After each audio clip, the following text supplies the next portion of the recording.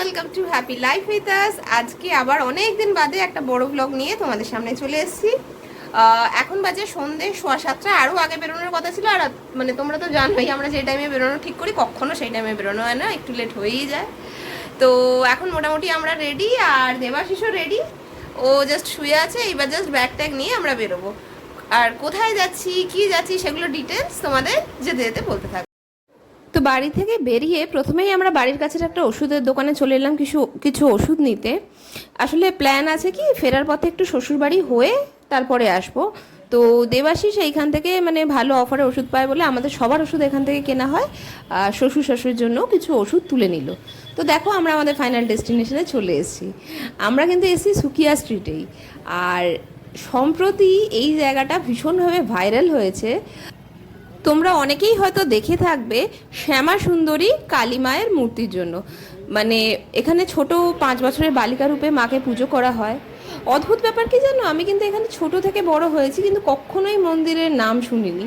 মানে এই সোশ্যাল মিডিয়াতে ভাইরাল হলো বলে এই মন্দিরটার কথা জানতে পারলাম। তো ভাবছিলাম এই একদিন যে গিয়ে দেখে আসবো। আজকে সকাল থেকে অ্যাকচুয়ালি কোনো প্ল্যান ছিল না এখানে আসার, এমনিই আমরা বিকেলে দুজনে বসেছিলাম বাড়িতে। তো হঠাৎ করে ঠিক করলাম কি যাই গিয়ে দেখে আসি। তো মায়ের মূর্তি এখানে ভীষণই সুন্দর, কি বলবো। দেখো মনে হচ্ছে কি যেন মানে মুখের দিকে তাকালে মনে হয় মা যেন তোমার মুখের দিকে তাকিয়েই হাসছেন। আর গুনগুনকে কোলে নিয়ে ভিডিও করতে এত অসুবিধে হয়, ও এত নড়তে থাকে না ভিডিওটা পুরো শেক করে যায়। তো কী করা যাবে, যাই হোক ওকে কোলে নিয়ে যতটা সম্ভব ভিডিও করার চেষ্টা করেছি। তো ওখানে যারা ছিলেন ওরা নিজেরাও বলছিলেন যে আপনারা খুব লাকি যে এত রাত করে এসেও ঠাকুরের ভোগ প্রসাদ পেলেন। সামান্য একটু ভোগ প্রসাদ ছিল, আমরা মনে হলো যেন ভোগ প্রসাদটা আমাদের জন্যই রয়েছিল। তো যাই হোক ওখানে খুব ভালো করে দর্শন করলাম, পুজো তো দিলাম না আজকে। পরে একদিন ভালো করে প্ল্যান করে এসে ইচ্ছে আছে যে পুজো দিয়ে যাব আর আরতিও দেখে যাব। এখানে আরতিটাও খুব ভালো হয় শুনেছি।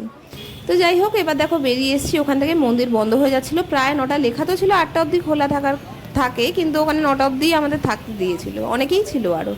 তো দেখো বাইরেটাতেও একটা এখানে ছোট মন্দির আছে। এখানে তোমার মা শেরাবালির মূর্তি আছে, বজরংবলির মূর্তি আছে।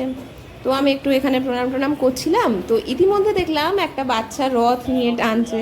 তো সোজা রথে যেহেতু রথ টেনেছিলাম, উল্টো রথেও তো একটু রথের দড়ি ধরতে হবে। তো একটুখানি রথ টেনে নিলাম ওখানে। আর তারপর আজ সন্ধ্যেবেলা কিছু খাওয়া হয়নি, তো খুব খিদে পেয়ে গেছিলো। আমাদের ওখানে একটা খুব পুরোনো দিনের দোকান আছে গীতিকা, মানে এখানে না অসম্ভব ভালো কচুরি পাওয়া যায়। কিন্তু ব্যাপারটা হচ্ছে গুনগুনকে কোলে নিয়ে তো আর কচুরি তরকারি খাওয়া সম্ভব না। তো সেই জন্য এখান থেকে আমি আর দেবাশিস দুজনেই একটু সিঙ্গারা আর একটু মুগের লাড্ডু নিয়ে নিলাম। এখানে সিঙ্গারা লাড্ডু এগুলো ভালো। এখানে ওই মানে রসগোল্লার সন্দেশ এরকম এইসব পাওয়া যায় না, এইরকম ধরনের মিষ্টি পাওয়া যায়, মুগের লাড্ডু, ক্ষীরের চপ, পেরাগি। তো যাই হোক এখান থেকে খেয়ে দিয়ে আর খুব একটা সময় নষ্ট করলাম না। আবার আমরা চলে গেলাম হচ্ছে উল্টোডাঙাতে। যাওয়ার পথে একটা অরুণ আইসক্রিমের দোকান দেখতে পেয়ে বাড়ির সকলের জন্য অরুণ আইসক্রিম একটু নিয়ে নেওয়া হলো। মা বাবা ওরা দুজনেই আইসক্রিম খেতে বেশ ভালোবাসে।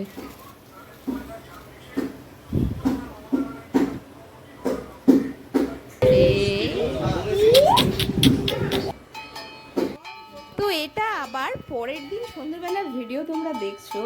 আগের দিন ওখানে গিয়ে ভিডিওটা এন্ড করতে পারিনি, তাই আজকে ভেবেছিলাম ভিডিওটা এন্ড করে দেবো।